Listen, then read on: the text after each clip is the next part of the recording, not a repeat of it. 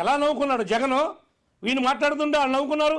ఈ మిగిలిన వాళ్ళందరూ కూడా మంది బలం ఉంది కదా అని పేటరేగిపోయి విచ్చలవిడిగా చేసి ఇవాళ ఏదో మాట్లాడుతున్నాడు. వీళ్ళందరూ మాట్లాడుతున్నారు.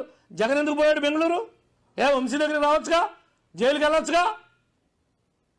ఒక దాంట్లో పుట్టి ఇంకో దాంట్లోకి వచ్చాడు కదా వాడు. నీ గూడికిం చేశాడు కదా, నువ్వు తిట్టించావు కదా వాడితో. ఇవాళ జైలుకి వెళ్ళాడంటే కారణం ఎవడో? జగనే. జగన్ డైరెక్షన్తోనే తిట్టాడు, జగనే ప్రోత్సహించాడు. ఇవాళ పనిష్మెంట్ అనుభవిస్తుంది ఎవడు?